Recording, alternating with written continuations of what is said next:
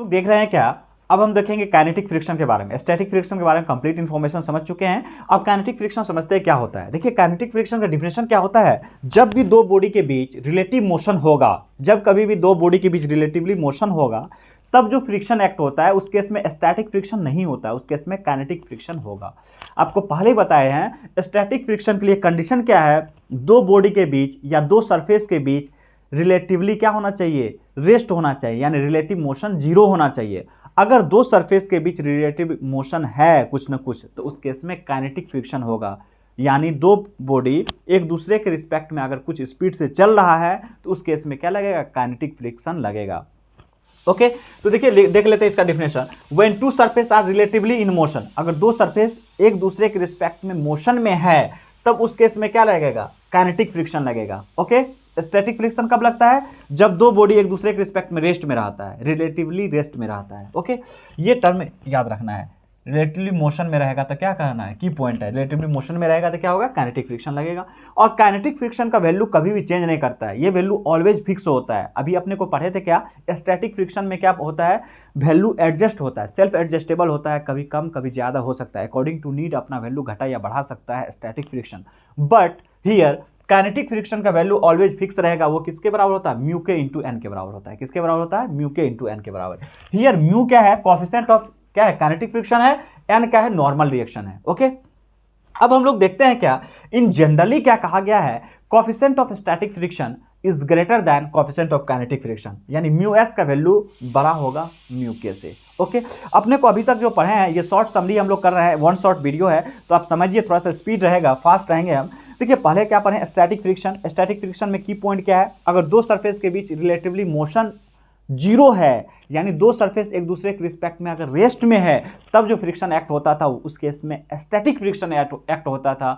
और static friction का एक इंपॉर्टेंट प्रॉपर्टी है, स्टैटिक फ्रिक्शन सेल्फ एडजस्टेबल होता है, अकॉर्डिंग टू नीड अपना वैल्यू को एडजस्ट कर सकता है। बट काइनेटिक फ्रिक्शन कब लगेगा, जब दो सरफेस एक दूसरे के रिस्पेक्ट में मोशन में है, रिलेटिवली मोशन में रहेगा, तब काइनेटिक फ्रिक्शन लगेगा। और काइनेटिक फ्रिक्शन का वैल्यू ऑलवेज फिक्स होता है, ये याद रखना है अपने को। और म्यू एस का वैल्यू ग्रेटर देन होता है म्यू के से। अब देखते हैं क्वेश्चन लेते हैं, इससे हम थोड़ा सा फ्रिक्शन का फील लेते हैं क्वेश्चन से। देखिए क्या होता है, find the friction force when external force is 50 Newton, 30 Newton और 45 एंड 50 एंड 60। क्या अपने को समझना है, फ्रिक्शन फोर्स निकालना है जब एक्सटर्नल फोर्स, ये एक्सटर्नल फोर्स जो है फर्स्ट केस में 50 न्यूटन लग रहा है, सेकंड केस में 30 एंड फर्स्ट सेकंड थर्ड में 45, फोर्थ में 50 एंड फिफ्थ में 60।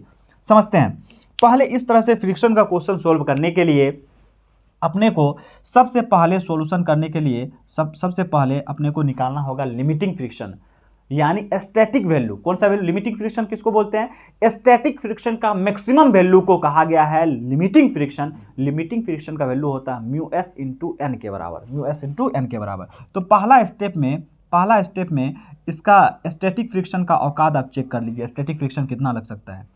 तो स्टैटिक फ्रिक्शन का लिमिट यानी लिमिटिंग एफ एल निकाल सकते हैं।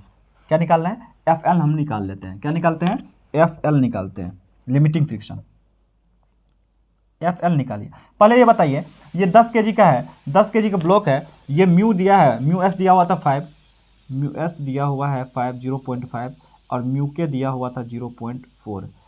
अब देखिए 10 kg का है, 10 kg का ब्लॉक है तो नीचे लगेगा m g, gravity m g के बराबर, एम कितना है 10, जी कितना है 10, मल्टीप्लाई करके कितना हो जाएगा, एम जी हो गया 100 न्यूटन के बराबर। नीचे ऊपर लगेगा एक नॉर्मल रिएक्शन, जस्ट सरफेस के परपेंडिकुलर नॉर्मल रिएक्शन लगेगा। ओके क्लियर है, सरफेस के परपेंडिकुलर लगता है नॉर्मल रिएक्शन। अब देखिए लिमिटिंग वैल्यू क्या होता है, म्यू एस इंटू एन के बराबर होता है, ये अपने को पता है। यहाँ एन किसके बराबर होगा, एन इज इक्वल टू होगा एम जी किसके बराबर है, 100 न्यूटन के बराबर। तो एन के जगह म्यू एस कितना है 0.5 और एन के जगह है 100, पुट कर दीजिए, निकल जाएगा कितना, यानी 50 कितना निकला 50 न्यूटन। लिमिटिंग फ्रिक्शन कितना हुआ 50 न्यूटन का, लिमिटिंग फ्रिक्शन कितना आया 50 न्यूटन का। अब देखिए क्या होता है, ये सरफेस जो है मैक्सिमम जो लगा सकता है स्टैटिक फ्रिक्शन, इसका कैपेसिटी है। लिमिटिंग फ्रिक्शन जस्ट ये बताता है सो इस सरफेस का स्टैटिक फ्रिक्शन का मैक्सिमम औकात कितना है, स्टैटिक फ्रिक्शन मैक्सिमम कितना लिमिट तक लगा सकता है। तो स्टैटिक फ्रिक्शन मैक्सिमम लगा सकता है 50 न्यूटन तक। चूंकि लिमिटिंग वैल्यू आया है 50, तो स्टैटिक फ्रिक्शन का मैक्सिमम वैल्यू होता है कितना, लिमिटिंग के बराबर। तो मैक्सिमम स्टैटिक फ्रिक्शन लग सकता है 50 न्यूटन। अगर फर्स्ट केस में हम यहाँ टेबल बनाते हैं, समझिएगा। फर्स्ट केस में क्या है, टेबल बनाते हैं। फर्स्ट केस में एक्सटर्नल फोर्स कितना है, ये एक्सटर्नल फोर्स है, एफ एक्सटर्नल है। एक्सटर्नल अगर पहला केस में लेते हैं कितना, पहला केस में अगर एक्सटर्नल लेते हैं 15 न्यूटन, तो यहाँ पे फ्रिक्शन का टाइप,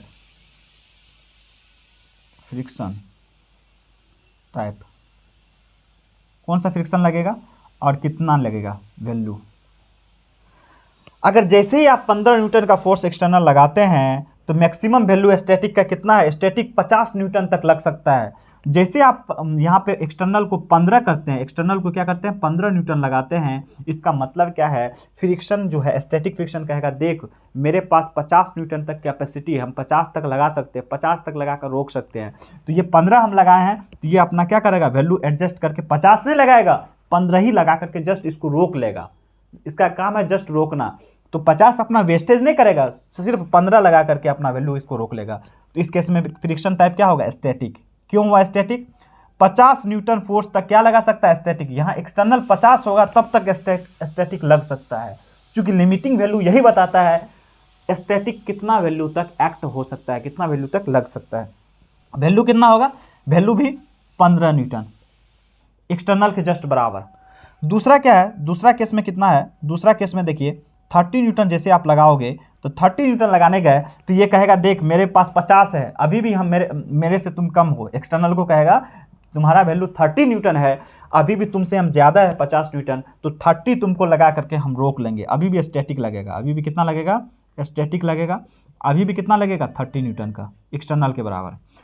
ओके, लिमिटिंग वैल्यू से कम तक वैल्यू एक्सटर्नल लगाएंगे तब तक क्या होगा, स्टैटिक ही फ्रिक्शन लगेगा। और किसके बराबर लगेगा, जितना एक्सटर्नल लगाओगे उतना ही के बराबर। थर्ड में भी स्टैटिक होगा, थर्ड में भी कितना लगेगा, 45 लगा रहे हैं, ये भी कितना होगा, स्टैटिक ही होगा। कितना होगा, कितना के बराबर होगा, ये भी 45 ही न्यूटन के बराबर लगेगा, क्योंकि 50 तक लगा सकता है। लेकिन फोर्थ में कितना है, फोर्थ में कितना है 50 न्यूटन, फोर्थ में 50 न्यूटन, 50 न्यूटन लगाएंगे तब भी स्टैटिक लगाएगा, क्योंकि स्टैटिक 50 तक लगा सकता है। तो स्टैटिक का वैल्यू कितना होगा, फ्रिक्शन का वैल्यू कितना होगा, 50 न्यूटन। ये किसका वैल्यू देख रहे हैं, value of friction, value of friction force, ये फ्रिक्शन फोर्स का वैल्यू देख रहे हैं। क्लियर है, ये किसका वैल्यू देख रहे हैं, फ्रिक्शन फोर्स का वैल्यू देख रहे हैं। अब जैसे लगाएंगे आप 5th नंबर में 60 न्यूटन लगाने गए, कितना न्यूटन, 60 न्यूटन, तब ये क्या कहेगा, स्टैटिक फ्रिक्शन अपना हाथ खड़ा कर देगा, कहेगा मैक्सिमम मेरा औकात है 50 न्यूटन तक ही लगाना। तो स्टैटिक फ्रिक्शन अब बंद हो जाएगा, अब मोशन में आ जाएगा। क्यों आएगा मोशन में, स्टैटिक लिमिटिंग वैल्यू कितना है, मैक्सिमम वैल्यू 50 तक लगा सकता है। अब 50 के ज़्यादा आपने अब क्या कर दिया, यहाँ पे लगा दिया कितना, 60 न्यूटन लगा दिया। कितना न्यूटन, 60 न्यूटन। जैसे 60 न्यूटन लगाया तो अब ब्लॉक मोशन में आ जाएगा, क्योंकि इस सरफेस का मैक्सिमम कैपेसिटी था 50 तक लगा करके रोकना। तो जैसे मोशन में आएगा तो काइनेटिक फ्रिक्शन, क्या बोले थे, दो सरफेस के बीच अगर रिलेटिवली मोशन रहेगा तो काइनेटिक फ्रिक्शन लगेगा। तो अब काइनेटिक फ्रिक्शन आ जाएगा। तो अपने को एफ के का वैल्यू निकालना होगा। एफ के का वैल्यू कितना होता है, म्यू के इंटू एन के बराबर होता है। म्यू के कितना है 0.4, एन कितना निकला था 100, ये कितना हो जाएगा 40 न्यूटन। कितना आया 40 न्यूटन। कितना आया, म्यू के का वैल्यू आया 40 न्यूटन। कैसे आया 40 न्यूटन, एन का वैल्यू था 100 और म्यू के का वैल्यू था 0.4, तो यहाँ से 40 न्यूटन आया। तो जैसे ही आप क्या करते हैं, जैसे आप क्या कर 60 न्यूटन लगाए, तो इस केस में जो फ्रिक्शन लगेगा वो लगेगा काइनेटिक। इस केस में फ्रिक्शन का टाइप्स चेंज हो गया, काइनेटिक, क्योंकि मोशन में ब्लॉक है, काइनेटिक हो गया। और इस केस में फ्रिक्शन का वैल्यू मैक्सिमम कितना लगेगा, 40 ही न्यूटन लगेगा। ओके, 40 न्यूटन लगेगा। क्लियर है, ये क्वेश्चन आई होप कि क्लियर होगा। इस क्वेश्चन को बनाने से पहले आप याद रखिएगा, इस टाइप के क्वेश्चन के बनाने से पहले कभी भी क्या होता है, कभी भी आपका फ्रिक्शन का प्रॉब्लम सॉल्व करने के लिए दिया रहे और ना पता चले आपको काइनेटिक है या स्टैटिक है, तो सबसे पहले स्टैटिक फ्रिक्शन का मैक्सिमम वैल्यू निकालेंगे।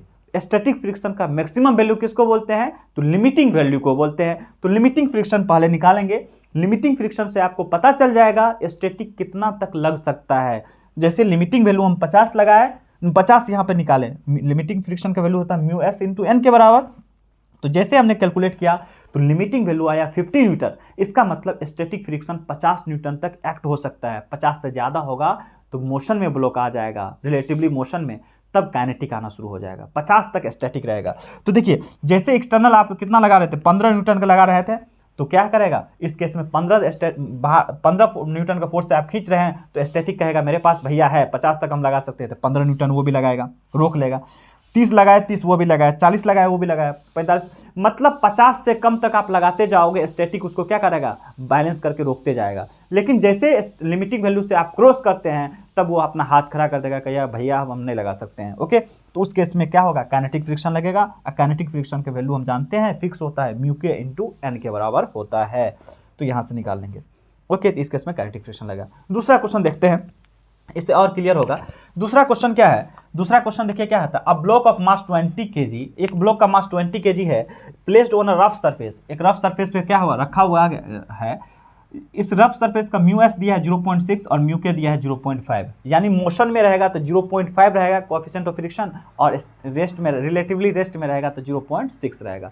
देखिए बार बार रेस्ट नहीं बोलते, रिलेटिवली रेस्ट बोलते हैं, समझ रहे हैं, ये टर्म याद रखिएगा। तो पहला केस में क्या कर रहा है, पहले केस में आपको कह रहा है कि friction force acting on the block if 100 Newton force act on block. अगर ये फोर्स जो है 100 न्यूटन है, 100 न्यूटन का फोर्स लगाते हैं, यहाँ पे कितना न्यूटन का फोर्स लगाते हैं आप, 100 न्यूटन का अगर फोर्स लगाते हैं तब कहेगा क्या फ्रिक्शन कितना लगेगा, 100 न्यूटन का फोर्स लगाए। जैसे 100 न्यूटन का फोर्स लगाए तो आप कह रहा है क्या फ्रिक्शन फोर्स कितना होगा, आपको कैलकुलेट करना है। तो सबसे पहला स्टेप फर्स्ट में क्या करते थे हम लोग, लिमिटिंग वैल्यू निकालते थे। फर्स्ट स्टेप में क्या एफ एल निकालते थे, एफ एल का वैल्यू कितना होता है, म्यू एस इंटू एन के बराबर होता है। अब देखिए क्या ये 20 kg का है तो नीचे लगेगा mg, तो मास इंटू जी के बराबर, तो मास है 20, जी है 10, मतलब 200 न्यूटन, नीचे लगा कितना 200 न्यूटन, mg 200 न्यूटन के बराबर होगा। और सरफेस के ऊपर लग जाएगा नॉर्मल रिएक्शन, नॉर्मल किसके बराबर होगा, mg के बराबर, mg कितना है 200 न्यूटन, क्लियर है। तो 200 न्यूटन आ गया नॉर्मल। अब स्टैटिक फ्रिक्शन है आपका, कोएफिशिएंट ऑफ स्टैटिक फ्रिक्शन 0.6 दिया है, म्यू एस दिया है 0.6 और एन का वैल्यू अपने को पता है 200। अब यहाँ से निकालेंगे तो ये कितना हो जाएगा, ये जैसे निकाले तो यहाँ से अपने को आ गया 120 न्यूटन। मतलब क्या, स्टैटिक फ्रिक्शन का औकात यही है, लिमिटिंग के बराबर लगा सकता है, यानी 120 न्यूटन तक स्टैटिक फ्रिक्शन लगा सकता है। कहाँ से कहाँ तक, 0 से लेकर के एफ एस लगा सकता है कितना तक, लेस देन 120 न्यूटन, इतना तक लगा सकता है। क्लियर है, हम बताए थे 0 से लेकर लिमिटिंग वैल्यू तक लगा सकता है स्टैटिक फ्रिक्शन। तो जैसे आप 100 न्यूटन का फोर्स इस पे लगा रहे हैं, इसका मतलब इस केस में क्या होगा, 100 न्यूटन एक्सटर्नल फोर्स जो है स्टैटिक फ्रिक्शन का मैक्सिमम वैल्यू से कम है, कम रहता है, तो क्या होगा, फ्रिक्शन फोर्स इस केस में कितना लगेगा, फ्रिक्शन फोर्स पहला के क्या लगेगा, friction force is equal to external force is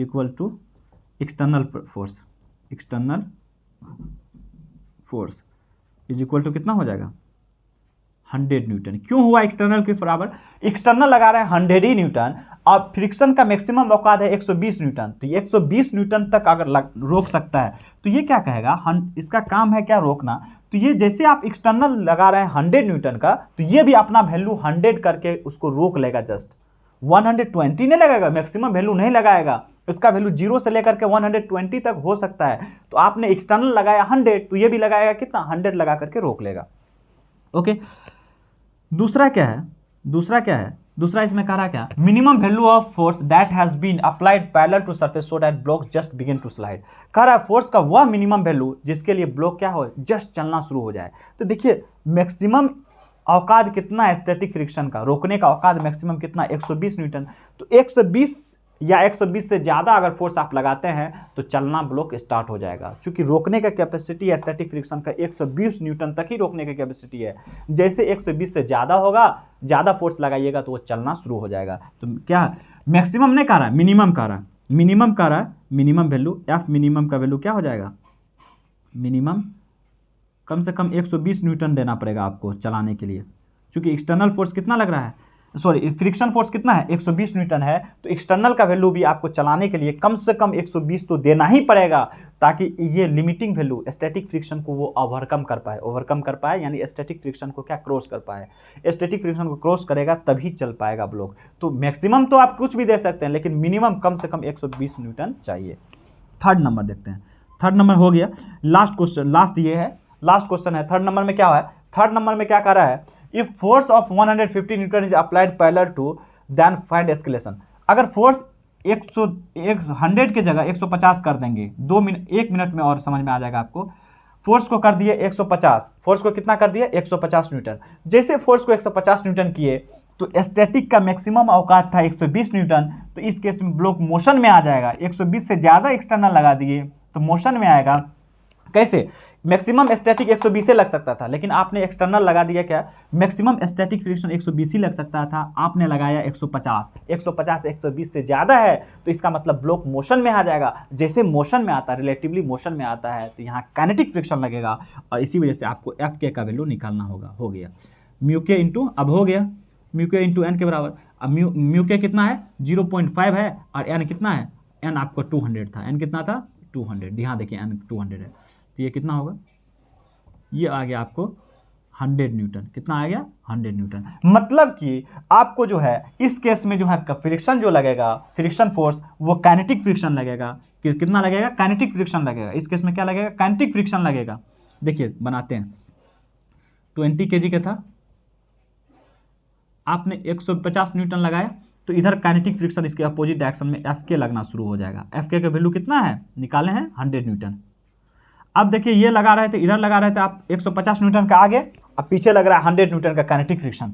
तो आप एस्केलेशन कहाँ निकालने के इस केस में, तो एस्केलेशन निकालने के लिए एफ नेट निकालना पड़ेगा आपको। यहाँ पे एफ नेट कितना होगा 150, आगे 150 पीछे 100, 150 माइनस 100 इज इक्वल टू 50। ये मास इंटू एस्केलेशन के बराबर लिखिए, मास इंटू एस्केलेशन। मास कितना है इसका 20 और ए है 50, 0 0 cancel, a is equal to हो गया 5/2 यानी 2.5 मीटर पर second square.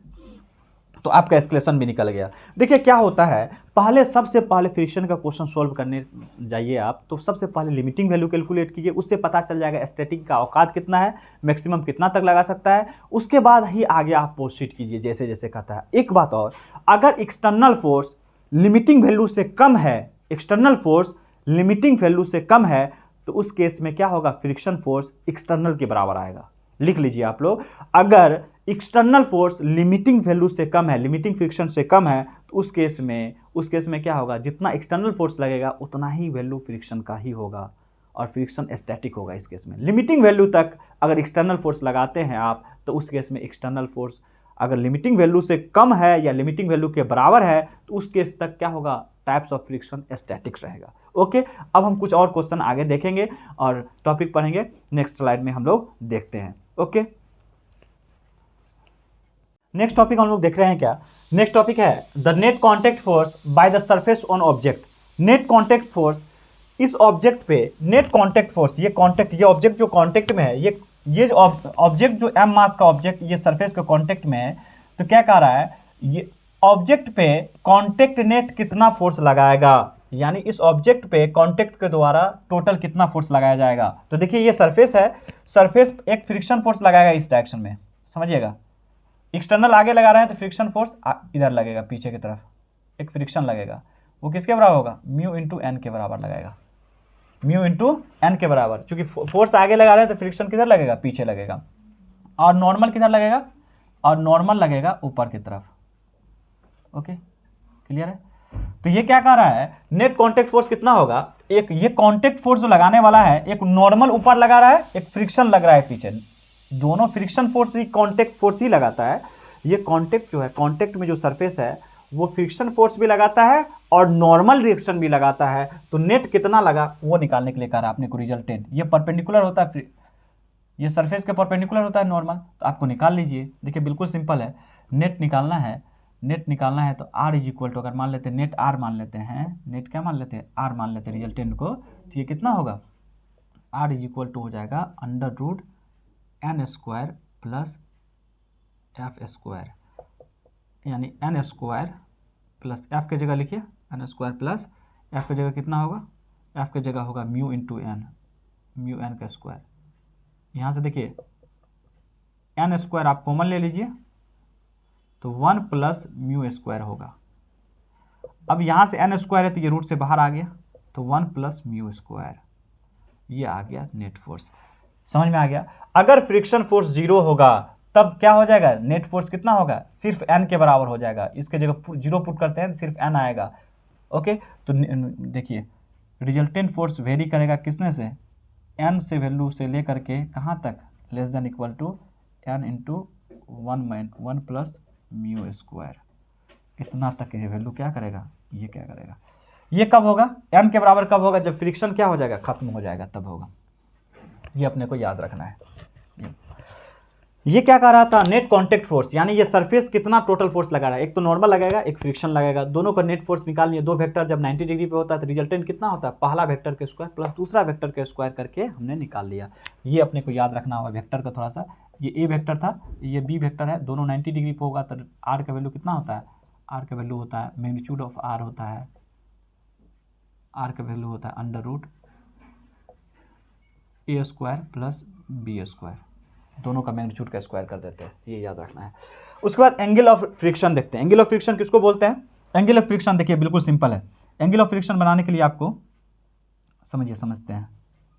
Angle of friction क्या कहता है, अगर ये m मास का ब्लॉक है तो नीचे लगेगा mg, ऊपर लगेगा नॉर्मल, ऊपर क्या लग रहा है, नॉर्मल। अब देखिए इधर लगेगा फ्रिक्शन, इधर क्या लगेगा, फ्रिक्शन।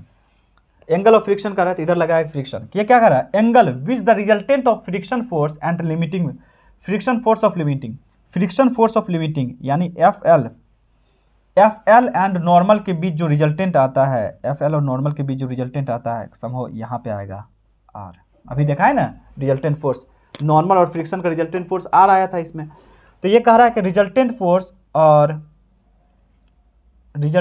और किसके बीच का, रिजल्टेंट फोर्स और अपने को रिजल्टेंट फोर्स और किसके बीच का एंगल है, ये लैम्डा है, रिजल्टेंट फोर्स और नॉर्मल के बीच का एंगल। देखिए ना नॉर्मल रिएक्शन ये है, रिजल्टेंट फोर्स ये है। नॉर्मल और फ्रिक्शन का रिजल्टेंट नॉर्मल के साथ जितना एंगल बनाता है उसी को बोलते हैं क्या, एंगल ऑफ फ्रिक्शन। तो आप देखिए लैम्डा निकालिए, ये एफ एल है तो ऊपर भी आ जाएगा कितना, एफ एल। वेक्टर को शिफ्ट कर सकते हैं पैरेलली तो एफ एल हो गया। तो आप देखिए निकाल लीजिए, बिल्कुल सिंपल है। आपको निकालना है 10 लेमडा कितना हो जाएगा, परपेंडिकुलर, एंगल के सामने वाला परपेंडिकुलर यानी F L open perpendicular open क्या हो जाएगा, बेस है नॉर्मल। ओके, एफ एल किसके बराबर होगा, लिमिटिंग वैल्यू अपने को पता है, अभी पढ़ चुके हैं, म्यू एस इंटू एन के बराबर होता है limiting friction, mu s into n के बराबर। पुट कर दीजिए mu s into n by n, n से एन कैंसिल हो गया तो 10 लेमडा आ गया अपने को, 10 लेमडा इज इक्वल टू आ गया 10 लेमडा अपने को आ गया। देखिए यहाँ पे 10 लेमडा का वैल्यू आ जाएगा, 10 लेमडा का वैल्यू आ जाएगा म्यू एस के बराबर। या तो ये याद रखिए या लेमडा का वैल्यू हो जाएगा 10 इनवर्स म्यू एस, या ये याद रखिए, कोई भी एक फॉर्मेट याद रखिए। यानी एंगल ऑफ फ्रिक्शन किसको बोलते हैं, लिमिटिंग फ्रिक्शन और नॉर्मल के साथ जो रिजल्टेंट निकलता है आर, वो नॉर्मल के साथ कितना एंगल बना रहा है उसी को कहा, नॉर्मल और आर के बीच का एंगल को क्या बोलते हैं, एंगल ऑफ फ्रिक्शन। अब आते हैं next topic, angle of repose या angle of sliding. Angle of repose किसको बोलते हैं, देखिए maximum value of inclination of plane with horizontal at which block a body placed on it does not move. मतलब कह रहा है क्या, इसका मैक्सिमम क्या वैल्यू हो ताकि इस पे कोई बॉडी रखेंगे तो वो बॉडी स्लाइड ना करे। आपको पता है जैसे इसको इंक्लिनेशन बढ़ाइएगा तो बॉडी स्लाइड करना शुरू हो जाएगा। तो कह रहा है क्या, मैक्सिमम से मैक्सिमम कितना हो, मिनिमम रखेंगे तो नहीं होगा, 0 रख दीजिए तो 0 इसको कर दीजिए, अगर इसको ऐसे बना दीजिए तब तो नहीं जाएगा, ब्लॉक क्या करेगा, ब्लॉक मोशन में स्लाइड नहीं करेगा। लेकिन कह रहा है वह मैक्सिमम वैल्यू थीटा का जिसके लिए ये ब्लॉक क्या हो, स्लाइड ना हो, थीटा का वह मैक्सिमम वैल्यू जिसके लिए ब्लॉक क्या हो, स्लाइड ना हो, उसको निकालने के लिए कह रहा है।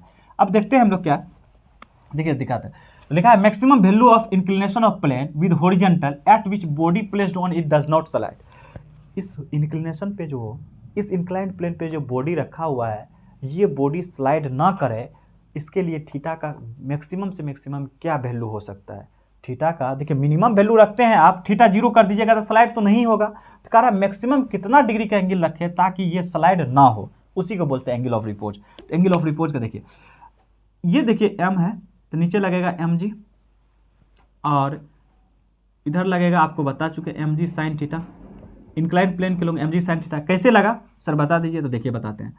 ये थीटा है तो ये भी थीटा होता है, ये भी क्या होता है, ये भी थीटा होता है। तो थीटा के साथ होगा क्या, ये mg है, mg इसके साथ एक कंपोनेंट mg कोस थीटा होगा। mg का इस प्लेन जिसके साथ एंगल बना रहा है mg कोस थीटा होगा, और इसके परपेंडिकुलर प्लेन का क्या होगा, mg साइन थीटा। तो समझ में आ गया थीटा कैसे हुआ, ये थीटा है, ये 90 डिग्री है, ये 90 माइनस थीटा होगा, ये 90 माइनस थीटा है, ये दोनों मिलकर के 90 है, तो ये अगर 90 माइनस थीटा है तो ये ऑफकोर्स थीटा होगा। फिर से बता देते हैं, ये थीटा है, ये 90 है, तो ये कितना होगा, ये एंगल 90 माइनस थीटा, और टोटल मिल करके क्या है 90 है, तो ये 90 माइनस थीटा होगा, तो ये ऑफकोर्स थीटा होगा। आपको याद रखना है इंक्लाइन प्लेन के along always mg sine theta लगता है, ओके, और इसके परपेंडिकुलर क्या रहता है, mg साइन थीटा के साथ परपेंडिकुलर mg कोस थीटा लगेगा, ओके। ऊपर लगेगा एक नॉर्मल, ऊपर लगेगा एक नॉर्मल।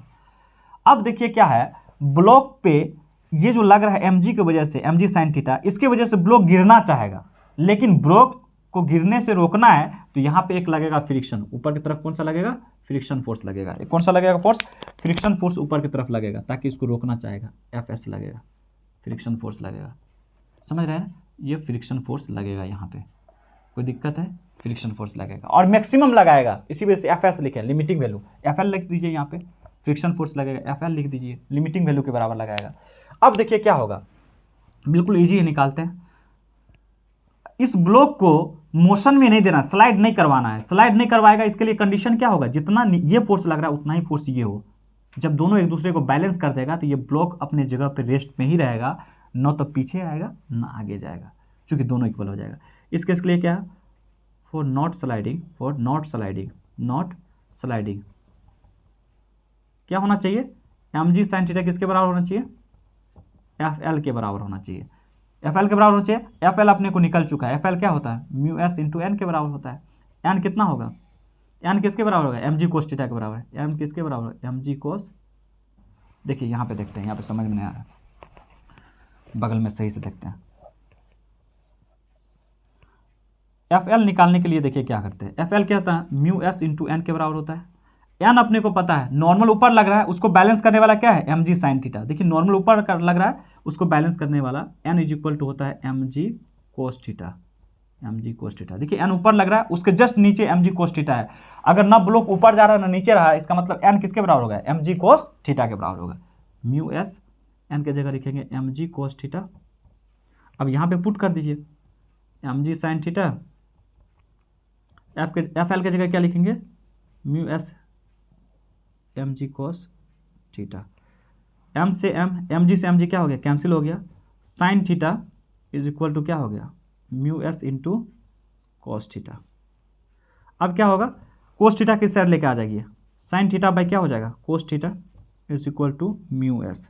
ये भी क्या हो गया, tan theta, tan theta is equal to mu s, tan theta is equal to mu s. देखिए यहाँ पे भी लेमडा क्या निकला था, tan lambda is equal to mu s निकला था। तो आप कह सकते हैं क्या, एंगल ऑफ फ्रिक्शन और एंगल ऑफ रिपोज क्या होता है, दोनों बराबर होता है। तो देखिए यहाँ थीटा भी लिख सकते हैं, टेन इनवर्स म्यू एस के बराबर। तो ये था कंप्लीट, समझ रहे हैं, ये दोनों में से ये याद रखिए, ये याद रखिए। तो आपसे पूछेगा एंगल ऑफ फ्रिक्शन कितना होता है, तो कहेंगे tan lambda is equal, lambda अगर एंगल ऑफ फ्रिक्शन है तो tan lambda is equal to mu s होगा। एंगल ऑफ रिपोज पूछेगा तो कहेंगे थीटा अगर एंगल ऑफ रिपोज को माने हैं तो tan theta is equal to mu s होगा, यानी दोनों क्या होता है, लगभग बराबर होता है। ओके, अब हम लोग देखेंगे कुछ क्वेश्चन लेंगे लास्ट में और उसको फिनिश करेंगे। ओके।